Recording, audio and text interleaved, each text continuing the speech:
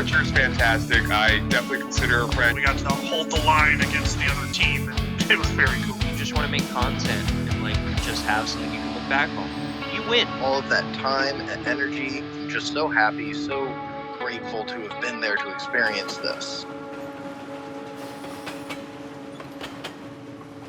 Why hello to all my fellow nerds and welcome back to this episode of Fast Tracked, a brand new podcast dedicated to the foam flinging community and the people that make it awesome. For those who do not know me, my name is Archer. I am your dedicated veteran, admin, world-class queen of the hype, and host of Fast Tracked. Congratulations if you made it this far, because now, my fellow nerds, it's about to get interesting. You have entered the meat of this podcast, and we're going to start off with a pretty important role within our hobby. I dubbed this term a few years ago at FPT. Yes, tonight we're going to be talking about rules and refs. I am going to introduce you guys to our resident ref, Josh over at TnT Events. He is a close friend of mine, and he's been working really hard with reffing on the East Coast in general here in the U.S. TnT Events is located in Clifton, New Jersey, and he has played a key role in their success and just competitive on our side of the country. On the other side of the country, we have JR, who is located on the west coast of the United States. He is one of the refs for Ragnaroktoberfest's King of the Hill tournament located in San Jose, California. Really looking forward to this conversation, guys. Really excited to have you. I'm curious from the both of you, how did you hear about the hobby and why competitive? Josh, why don't you start? Well, hello. My name is Josh Abrahamson. I am a New Jersey resident for most of my life. Spent a few years in Pennsylvania and a few years in New York, but Jersey born and raised, and I pretty enjoy it. I first got into the hobby almost 5 years ago. I had I'm not going to say a midlife crisis, but I did a play audition and it went very bad. And so I then went to Best Buy and I found the Deadpool Chronos bundles, which are usually $100, and I found them on clearance for $30. And I'm like, ooh, Nerf blaster. I haven't had Nerf blasters since I was a kid. I'm going to buy them. Oh, I have Nerf blasters. I should go look on Facebook and see if there's other places to do Nerf with.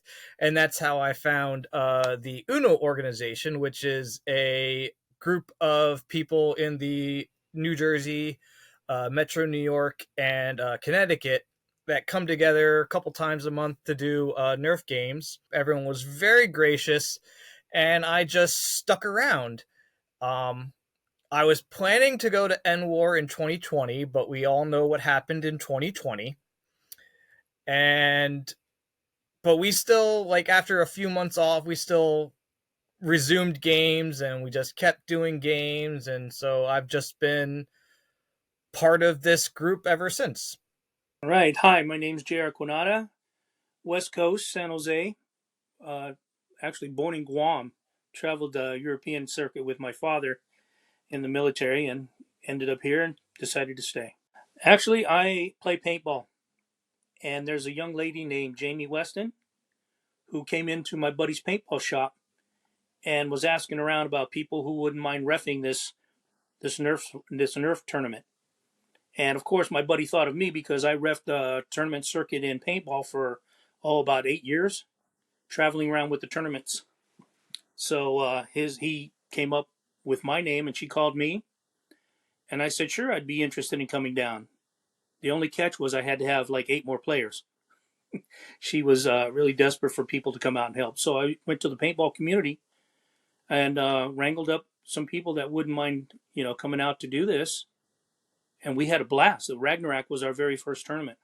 So seeing the Nerf competitive scene, especially at that time, because it was really, the ball was really starting to roll as far as more events starting to get churned out, and then COVID kind of came in the way, but we're going to talk about that. What was that like for you, that first impression? Oh, it was amazing. As soon as we got out there, we had to bring our own goggles because, eye protection at all costs. Um, when they showed us the layout and then we watched how it unfolded, it was amazing. Like I said, it's exactly like a paintball tournament. You get people up there, you have to chrono your markers, you chrono your Nerf blasters, and then you get your ammunition ready, just like we put paintballs in our pods and strap them on our backs. And you're only allowed so many. Same thing with paintball. As much as you can carry on your back, that's what you got. Um, and then as the day went on, I thought it was the greatest thing I'd ever seen. Just watching these, and it's fast, kind of like paintball, but it's faster. Too wet, too fast. I have shot a paintball gun once in someone's backyard. Ragnarok is such a big tournament that Yes. brings in so many people all over the world. What is your process in preparing for that kind of an event? And how do you keep your composure once play kicks off? Because I'm sure, especially as you're getting towards like the finals. Actually, it does. What I do is, for me, I carried over from paintball.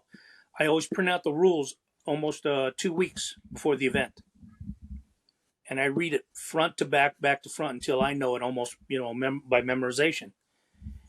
Because when I used to do this for paintball, the players inevitably come up and scream at you. They come up and you're no good. You don't know what you're doing. This, that, and the other, and they always go. They always throw something at you. As long as you've memorized the rules and you throw the rule back at them, they just sit there and go, okay. Because if you can quote the rule, I used to be able to quote the number, the paragraph, and everything that was behind it. And they would just go, oh, okay. And as long as you understand it, you That's get your group crazy. that's going to be doing the reffing and you explain to them, ask them if they've read the rules.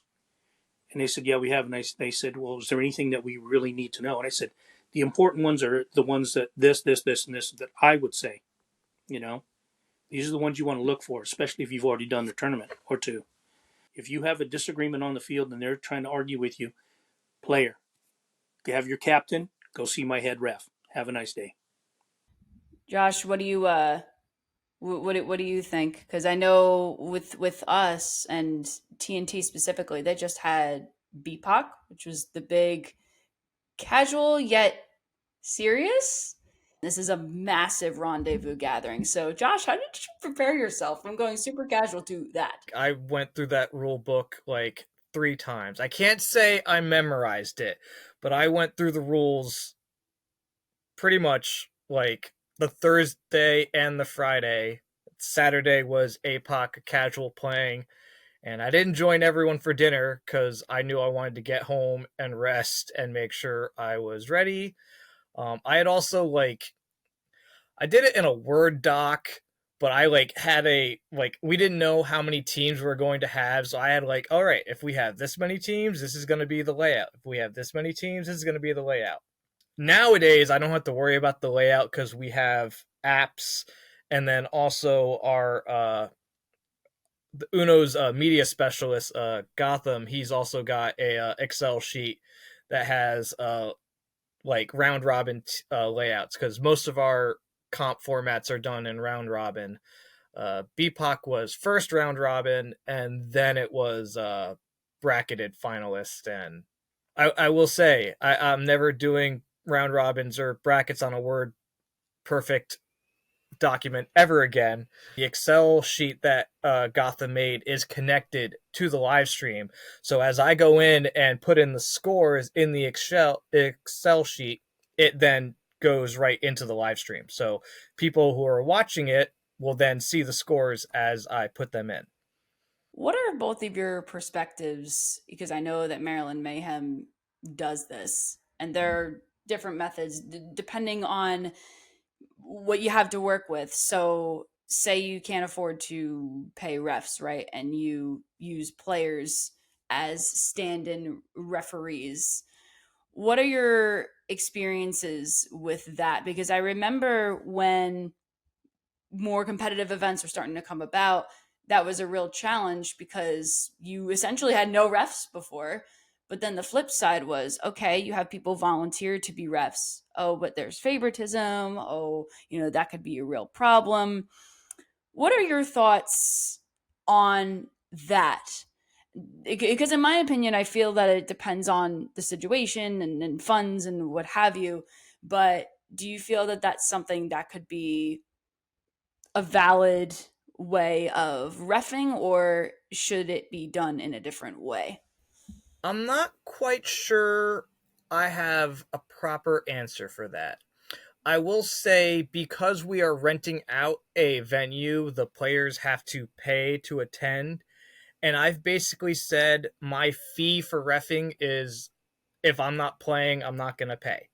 So that's kind of my fee. And so it's not much. Like, I haven't calculated what that would be an hour. In terms of having the players ref, the last two clinics we did actually haven't had any other refs because the format didn't really need it. When we start back up with Flag Dash next weekend, we're going to have the players ref. And the thing I always tell the players is, you are watching for tags and you need to be honest, because when you're on the field, they're going to be reffing you. And if you're dishonest in reffing them, don't expect an honest response from them. So keep yourself honest, and that'll keep others honest. And for the most part, that has worked out good. There's never really been that many incidents where a bad call was made. I can only think of one incident where a player got upset because they thought tag was made and there wasn't. If there was ever any mistakes, it was maybe because during a flag dash, I'm usually at a center station and there might not have been a ref because didn't have enough player refs. So I don't always know if the flag had crossed or if it was a tag. And usually I'll blow the whistle if I think one of them has happened, but I'm not always sure. So if there's ever a fault, it's on me. And you know what? I always ask for forgiveness from the players. I always tell them, like, yo, I'm not perfect. I try my best. And so if I make mistakes, tell me about it and I'll try and do better next time. With the last live stream, like, the entire thing was filmed. Normally, when we do our competitive clinics, it's like usual people have their individual GoPros and they'll upload the videos on YouTube. And I watch every single one of those videos and I look at what I am doing if I'm ever on the screen to see, oh, did I make a good call or not?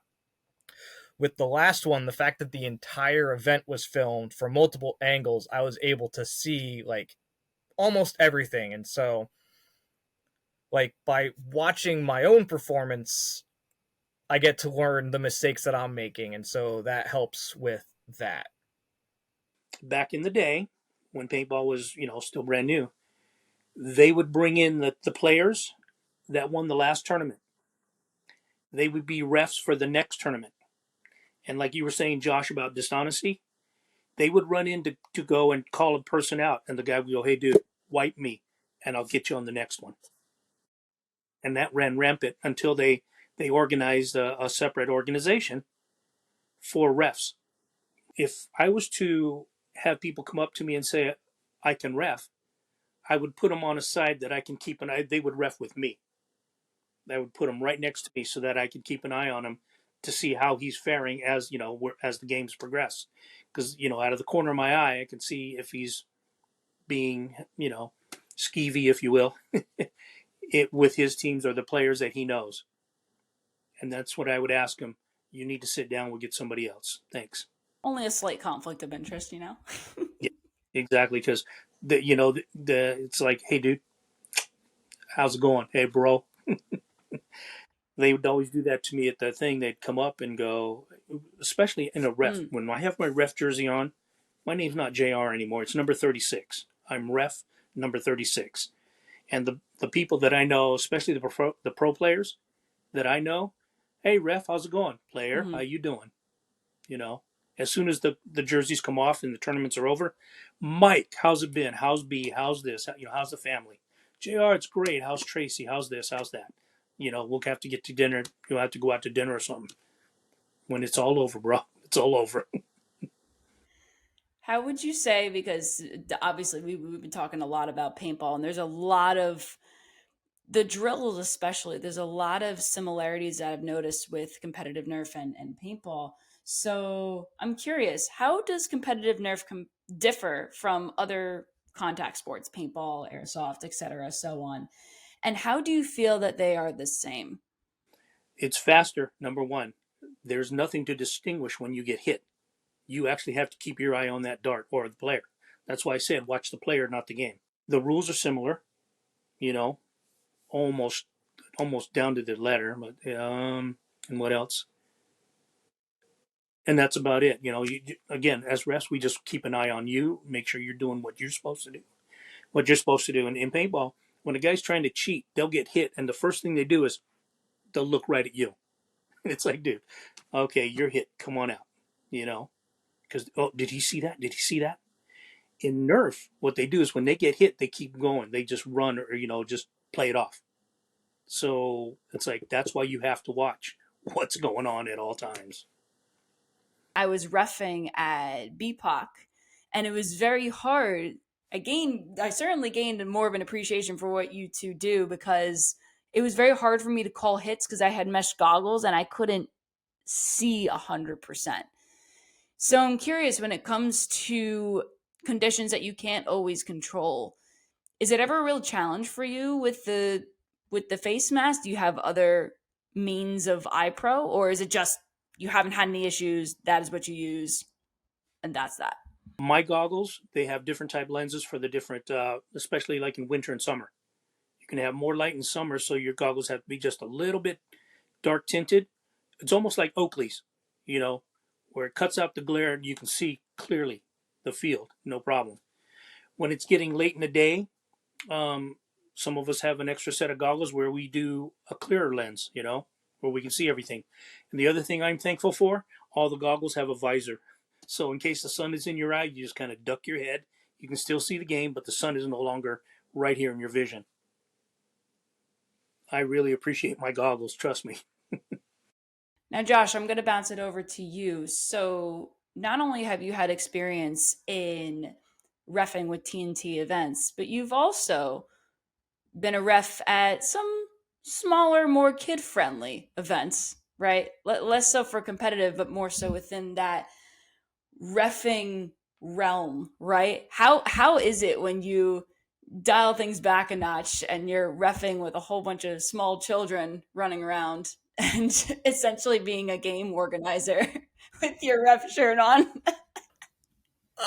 I was gonna say there's not that much reffing going on. It's more I'll wear the shirt so people know, like, yo, I'm the one calling the shots. This is what it is.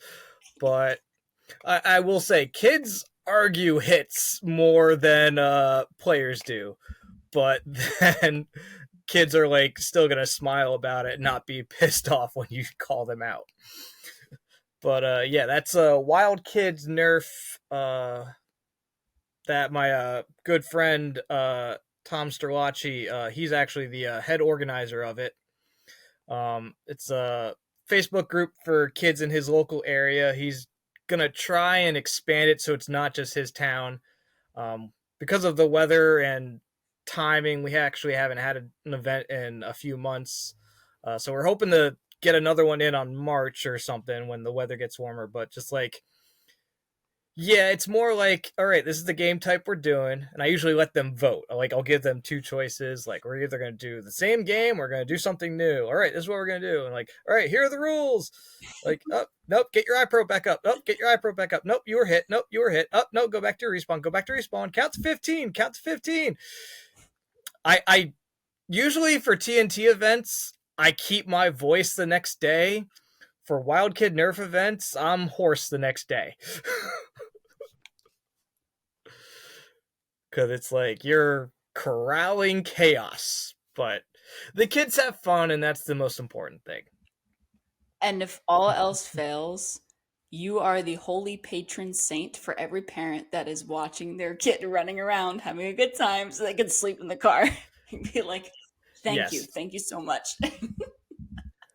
Many parents thank me afterwards. Like, oh, thank you so much for doing this. Oh, no problem. Thank you so much for doing this. No problem. It's my pleasure. And it is. I've even started. Kids are not into the pro scene yet, so they're still in the bygone eras of full length darts and mags. And so I have a box of 18 round mags full length in my trunk. And so I just bring that out so that way kids have more than just the blaster and the one mag it came with. So it helps out a lot. And I have all these loose full length darts.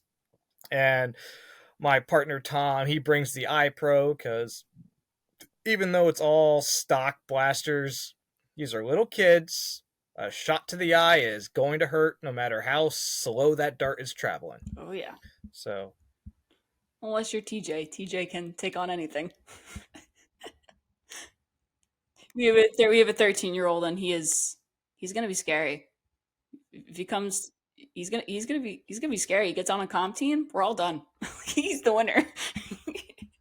what I think it was a November King of the Hill clinic, and after he respawned, he completely wiped the other team within a matter of 15 seconds. And then he gets all 3 buzzers, and then the other team gets in and hits him again. But the other players were scared of him for the rest of that match. He I forget the nickname we gave him, but it was a scary TJ Lachey. Yeah. People were scared of him, and they're like, this kid's not even an adult yet. He's not on any team, and he just wiped us. And holy cow. So that kid, when he gets into the actual pro competitive league, he's going to be a force to reckon with. I hope I get to ref a match that he's playing there. As a ref, what are some favorite memories that you have in your experiences? Is it sad that I don't think I have a favorite memory from reffing? But I will say that watching the players come together, because a lot of the times the teams aren't even made before our clinics start. Teams are made while we're in setup, and just watching them come up with strategies and learn to work together. Even the teams that lose, and as a ref, you're supposed to remain impartial, but sometimes I internally winch. I'm ooh, this team is not doing good, but be honest, keep going. But even seeing them examine their plays and keep going, and at the end of the day, the teams that lose are usually the ones that had the most fun. And so I would say seeing the people's reactions and how they're learning from all the clinics we do and how they're performing, you know what? Yeah, I'll say that's my favorite memory. It's not a specific individual event, but just the growing progression of people's skills as the sport develops is my favorite part. From Ragnarok and to the last one we did, the players just coming up and go, hey, thank you so much for being here. That's the best memory you could have. They can argue with you during the game, but as long as everybody had fun, once the tournament's over, they come up to you and go, thank you so much. Shake your hand and, I had a great time. I'm glad you were here. That's the best thing you could ever hope to get out of a tournament. All right, gents. So I have to ask one pretty interesting question. There are quite a few events cropping up in the community, and COVID especially, right? There was a true fear at one point where the community was growing and competitive was really starting to get its light, and then COVID just kind of nixed all of that.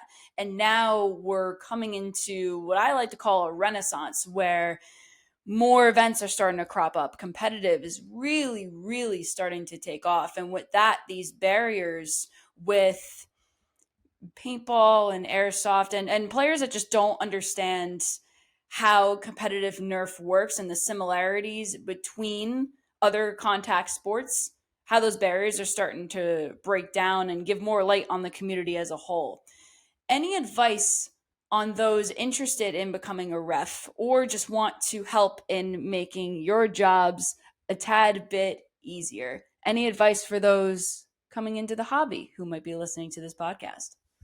You got to first accept the fact that it's a sacrifice, because a lot of us are players. Like, I am still a player. Like, I do our casual PvP events whenever I can. But when it comes to the competitive, like, I sacrifice being able to play so that way order prevails and chaos isn't, running rampant. So you have to accept the fact that first, it's a sacrifice. And second, it's also, I kind of think of it as a privilege, because without refs, like, there's no one to enforce the rules, and the event's not going to be a true competitive event. It's just people playing around. And so you are privileged to help make this event, like, function and run. And so if you can accept those two things, have at it. And then the advice I would give is just make sure that your eye protected eyes are opened, and just keep watching the people and watch the finish lines, because for flag dash, that's an important part, is the finish line. But just be open to the possibility that you're going to be active the entire time, because when you're a player, you play your round and then you wait. When you're reffing, you're actually engaged the entire time. So it's not like you're sitting around doing nothing and then playing for a few minutes. Like, no, you're active the entire time. So stay hydrated, keep your eyes protected and open. Hail hydrate, guys. Hail hydrate. Yeah, same with me, because it's like, with me, first, number one, gathering the people who would like to come out and play, come around and ref, rather. Because I go and tell them when I go to the shop and they're saying, Jerry, you're going to ref a Nerf tournament? I go, yeah. What's it like? I go, you really should try it one time. And I said, and because the paintball shop has a big TV in it so we can watch other things, what Soul, the owner, will do is he'll get on YouTube and put on one of the tournaments that I was at, and they'll watch it and go, oh, it's like paintball. I go, yes, it is, but it's faster, and you got to keep your eye on the game, man. It's not like you can actually see the hit, watch the spray, and go, yeah, you're hit. You have to watch the person, and they seem interested. So, if they come out, watch a game or ref, they'll go, dude, I'd like to do this again. The last tournament we were at, I got a bunch of guys that, from all over. And as soon as we were done, I would do this again. Give me a call. I would do this again. Alrighty, so this might be interesting for the two of you, but I'm going to ask it anyway. JR, where do we find you? Where do you find me? Yes. Do you have any social media, any ways of just reaching Facebook, out to you? Or just... Yeah, Facebook is about the only way you can do it. Yeah, I'm not very active in social media. I'm not sure why. But yeah, just Facebook. Well, we can expect to see you again at King of the Hill, yes? At Ragnarok? As soon as she calls and says, can we get you back? My answer is always, absolutely. This past July, there was a tournament up in New York. I think, yeah. Mm-hmm. I was invited to come to. We would have come to that. We were getting ready, and then my cousin reminded me that his wedding was the same weekend. Oh, man. Yeah. So, family first. Josh, how about you? Any fancy socials? Not fancy. I have my personal Facebook, my personal Instagram. They're both boring. It's just my full name. But anytime you look at the Uno or TnT YouTube videos, you'll see me on the sidelines with my ref shirt. Rockin' in style. Yeah. All right, gentlemen, it was very nice getting to know a little bit more about the both of you. I know this is a pretty important topic. You kind of need your refs to make things happen. So thank you so much for coming on to this podcast. Don't you dare get off this train as we roll into our next stop, which is going to be about all things media. That's right, we're going to be talking with two media professionals as they break down their process and how they come to make the hobby look fabulous. Stay classy, stay awesome, and as always, take it easy.